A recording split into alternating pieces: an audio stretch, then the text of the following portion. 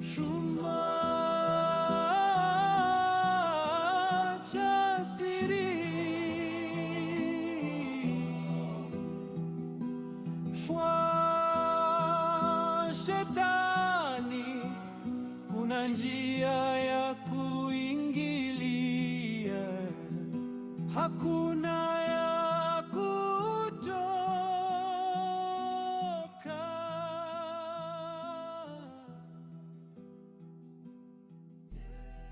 Sasa hapa nadhani niko sawa. Hawa ni maumivu kwa muda, lakini tatizo kubwa limeshaondoka.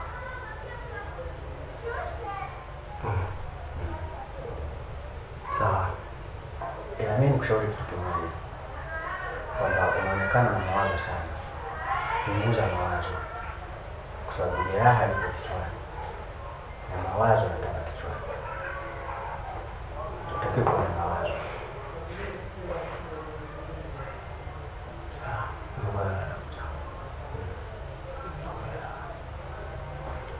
Mr. Zo.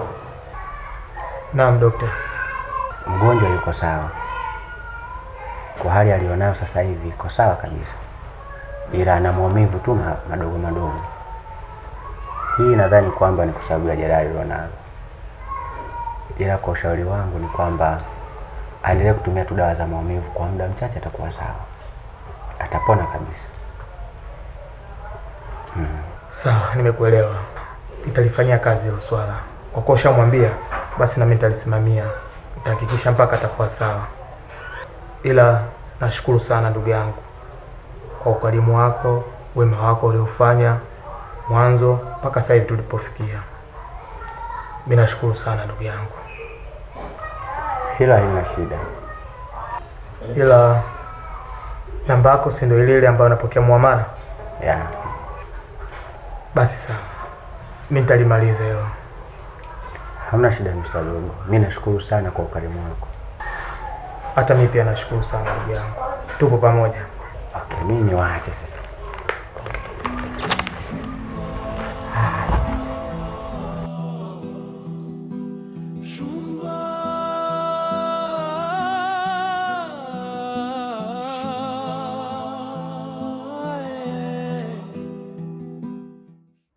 Mkuu, kama ilivyoada, vijana ambao wanaotaka utajiri uwaga tunaingiza katika mfumo. Na kijana huyu hapa huyu tayari kashaingia katika mfumo. Hivyo nimemleta kwako. Labda tu nikupe wazifa wake mmoja. Huyu ni daktari mkubwa sana hapa Tanzania. Anajulikana kila kona. Na uwaga analipwa mshahara. Ila mshahara anaona kama kwake hautoshi. Anauona ni mdogo sana. So kama ukizi mahitaji, ila kwake anauona ni mdogo. Kwa hiyo anataka pesa nyingi, nyingi ambazo zitaweza kutuzidi mpaka sisi mkuu wangu. Kijana nimekuletea wewe hapa.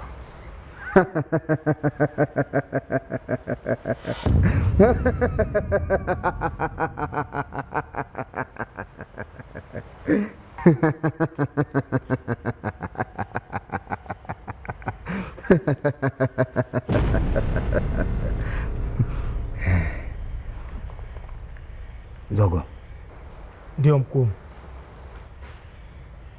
Unaelewa utaratibu hapa unavyokuwa. Lakini mbona nikimwangalia huyu kijana anaonekana ni mweupe sana. Na maanisha mzuri, hawezi kazi.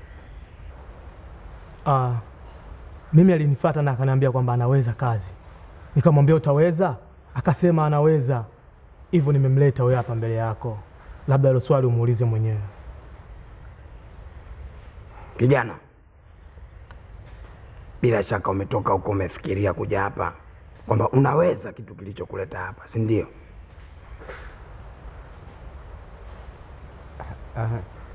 Ndio, nitaweza.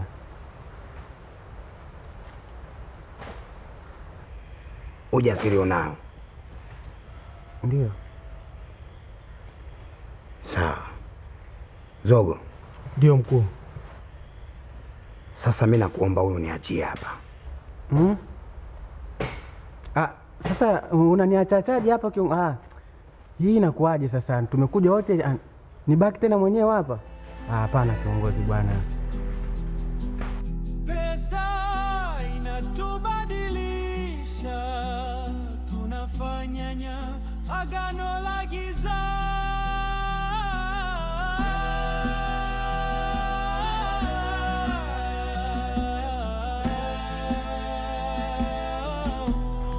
Kijana, naomba unisikilize kwa makini. Umeamua kuja hapa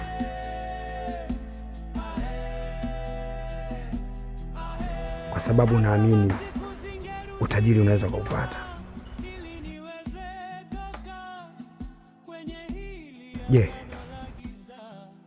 unaweza kufuata masharti hapa? Ndio. Labda tu nikwambie kitu ambacho ukifahamu. Hii sehemu iliyoingia, kitu cha kwanza cha kuzingatia, lazima ujiandae kutoa jasho na damu.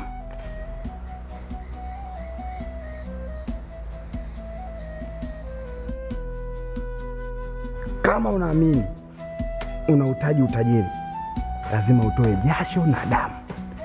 Na ndio maana nakuuliza, utaweza? Ndio, niko tayari. Haijawahi kutokea hata mara moja, kwa sababu hapa wanakuja vijana tofauti tofauti ambayo wanahitaji utajiri. Mwisho wa picha wanasuasua. Hivyo basi, naomba nikupe nafasi kabla bado hujaingia, kisha ukijiridhisha unaweza kurudi tena hapa. Kiongozi, mimi tayari nishafikiria na nimeshachukua maamuzi. Ninachotaka mimi ni pesa tu, mafanikio. Mimi niko tayari.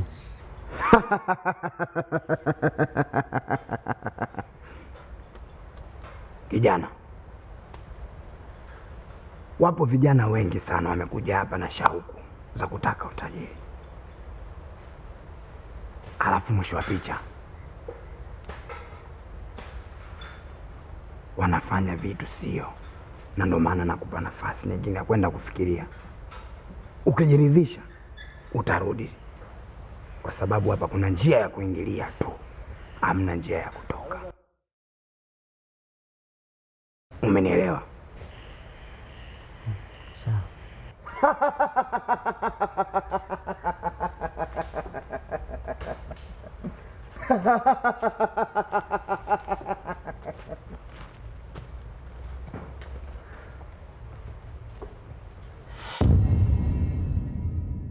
Mtadema, nakusikia. Nashukuru kuona unaendelea vizuri. Kwanza niseme namshukuru sana Mwenyezi Mungu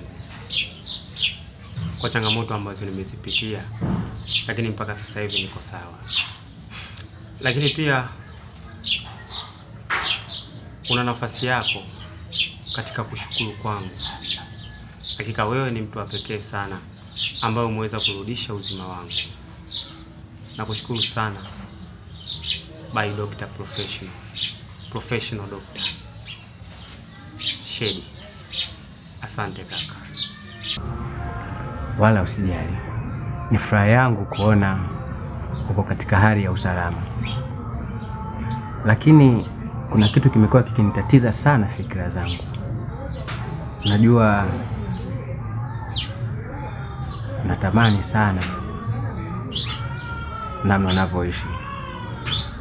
Kuanzia siku ya kwanza nilipokuona pale hospitalini, kwa kweli nilikuona wewe ni mtu wa aina fulani hivi. Nikatamani sasa kupata ushauri kwako, na mimi nawezaje kuwa tajiri kama wewe.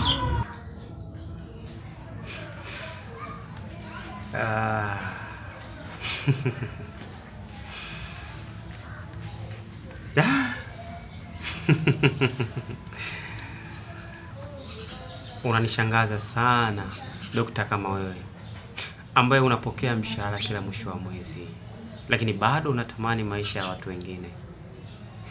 Unanifanya niamini kwamba binadamu hawaridhiki na kipato wanachokipata. Sasa hiyo ina maana gani sasa? Kwa sababu mimi naona kabisa maisha yako ni mazuri, unapendeza, unawaka. Mbona kama kuna kitu unanificha? Hebu acha hizo bwana. Mimi ni mwanaume mwenzio kama wewe. Nisaidie na mimi nionekane, niwe katika njia nzuri. Wala usitishwe na kazi ninayoifanya. Ile ni kazi tu kama kazi zingine. Bado sijakuelewa vizuri namna ambavyo unazungumza. Unapenda kama mimi hivi nilivyo. Sawa. Sasa mbona kama naona kabisa kwamba maneno yako kuna fumbo ambalo linaishi. Kuna nini kilichojificha zaidi katika moyo wako?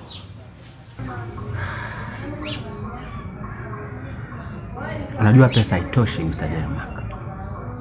Siku zote pesa haitoshi. Hata kama unapata mshahara lakini bado kuna mahitaji yanakuwa yanafeli. In short ni kwamba nahitaji pesa. Nahitaji niwe tajiri mkubwa. Najua unaweza kunisaidia.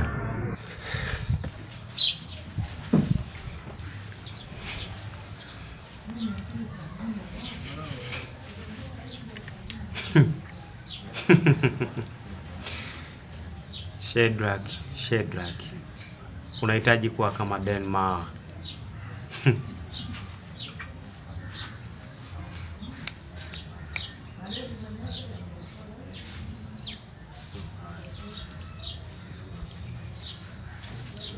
Ndugu yangu, wala sio njia rahisi sana ya kupata mafanikio. Mimi labda nizungumze jambo kwa upande wako. Hebu kwanza ondoa fikira za kutamani maisha ya watu wengine. Hiyo kwanza sio fikira nzuri. Na hayo sio maisha ya kuishi. Inatakiwa wewe kwa wakati huu pesa ambayo unaoipata katika kazi yako, changanua akili, uiongeze vipi ili izidi kuongezeka. Lakini sio kutamani maisha ya watu wengine. Blaza, watu wanapitia mambo mengi sana. Ni vile tu ambavyo nyinyi mnaona na kutamani maisha ya wengine. Kwa hilo tu, mimi hata sikushauri. Unajua sikuwahi kukaa na kufikiri kwamba wewe ni moja kati ya watu wenye roho mbaya kiasi hicho. Unajua una roho mbaya.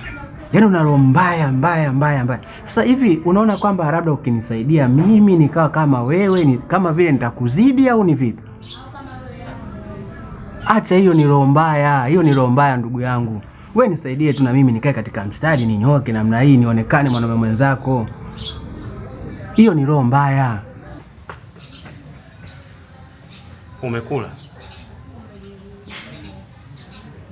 Hilo sio swala la kuniuliza mimi. I am a professional doctor. Nishindwe kula? Lazima nile.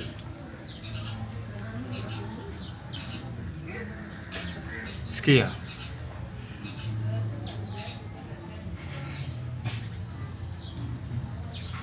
Naamini katika sehemu ambayo umetokea, na maanisha kijijini kwenu, kuna mashamba.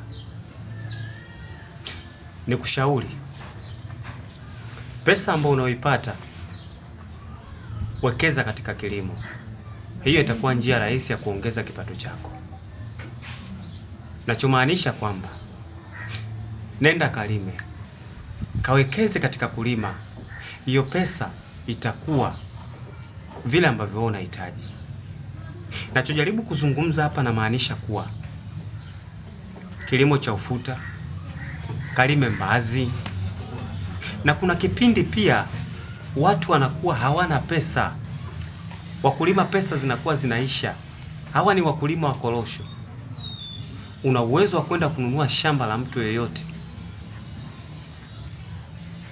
na ukafanikiwa. Unaweza ukanunua eneo, ukalima choroko, ukafanikiwa. Brother, acha kutamani maisha ya mtu mwingine. Acha kabisa. Itakuja itakugharimu maisha yako yote na utajuta. Yaani wewe Wewe, hicho kipato ambacho wewe unakisema ni kidogo, kuna watu wanalilia. Kuna watu blaza wanahaso. Kama pesa itakuwa haijakizi mahitaji, nitakuazima ili ukanunue shamba la mikorosho. Lakini acha kutamani maisha ya watu wengine. Kuwa na miundombinu ya kuizalisha kipato ambacho wewe unakipata ili kikue. Lakini sio kutamani maisha ya watu wengine blaza. Ninakuheshimu na ndio maana nakuambia ukweli. Acha. Da. Yaani kama sisi tungekuwa na roho mbaya kama ulivyokuwa na roho mbaya wewe, basi tusingewasaidia wengine. Hata ukumbuki tu kwamba nimekusaidia kiasi gani ndugu yangu? Hukumbuki hali uliokuwa nayo?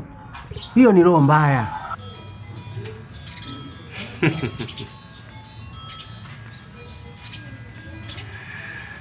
Okay, sawa. Hiyo ipo katika maisha ya binadamu. Kwa kuwa umemisi kuwa ni vile kama unaweza kunichukulia ni role model wako, hamna shida. Lakini bado unanipa question mark sana. Okay, sawa. Fine. Nimekuelewa. Mkalia tabu razi na wenyewe. Denmark.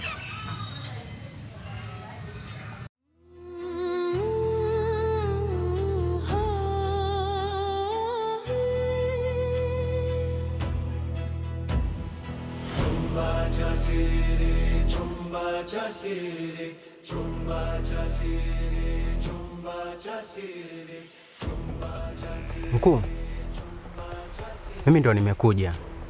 Nimeshakaa nimefikiria, nimeona ni sawa. Niko tayari.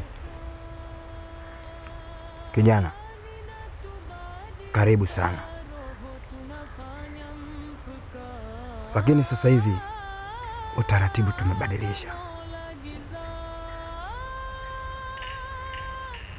Sasa hivi kiingilio ni kafara.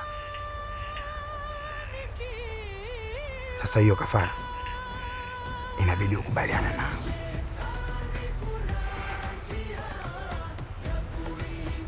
ili uwe mwanachama wetu rasmi. Kafara gani hiyo? Kwanza inabidi ufuate masharti. Unatakiwa uwe mpunga koka. Na maanisha inatakiwa uwe punga sese bwabwa. Vijana wawe wanakupumulia kichogoni. Hivi nisikilize nikwambie, mimi ninasema hivi, hilo swala kwangu haliwezekani kabisa, haliwezekani. Yaani mimi niwe punga sese? Hapo mmefeli, katika pointi zenu zimefeli. Yaani kama ndio mnakaga mnafikiria kwamba mumtafute kijana, mkaona kijana mwenyewe ndio mimi, hapo mmefeli. Sikubaliani na huo puzi. Na kama ndio mnakaga ka kabineti yenu mnaona mtafute vijana, huyu mna pointi. Mimi hamjani pointi. Siko tayari. Kijana, unaogopa nini? Mbona jambo simple, easy tu. Vijana kama kawaida wanapumua katika kichoo na unakuwa doni, bosi. Zile pesa ambazo ulikuwa unapata huko sijui kwenye udokta, sijui kwenye unesi, zinazidi mara 100 yake. Sasa ni kitu zaidi, yani simple. Pumuliwa kijana unaogopa? Au exhaust kutoa moshi unaogopa? Easy. Halafu kipindi unatoa moshi na pesa zinaingia, dunia inakufahamu. Unakuwa doni, pesa zina, magari unamiliki, kitu chochote ambacho unahitaji wewe kumiliki unakimiliki. Sasa unaogopa? Mbona simple. Easy kabisa kijana. Halafu muonekano uliokuwa nayo unafaa kabisa kijana, unafaa. Kama ni easy simple, basi ungekuwa wewe hiyo easy simple upumuliwe wewe. Afu kitu ambacho ukijui, I am a professional doctor. Mimi ni mtu nina elimu yangu, nina kazi yangu. Usije ukaona nimekuja hapo kachukulia easy. Mimi sikubali. Hicho kitu hakiwezekani.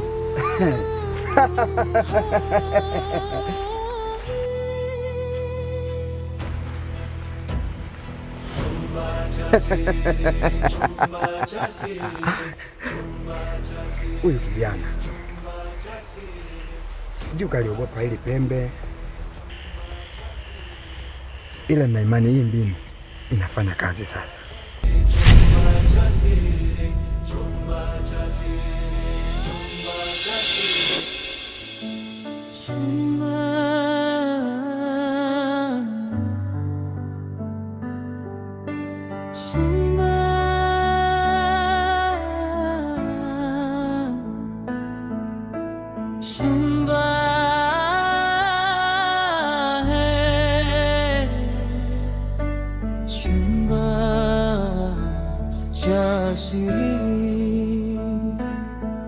Kwa shetani kuna njia ya kuingilia,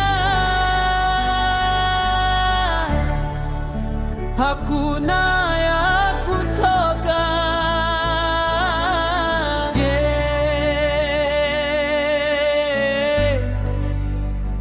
Nje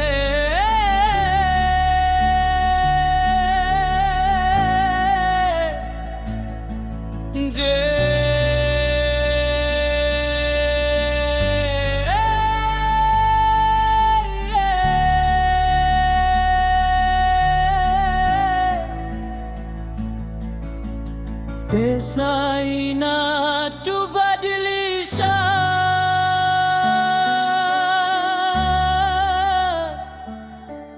tunafanya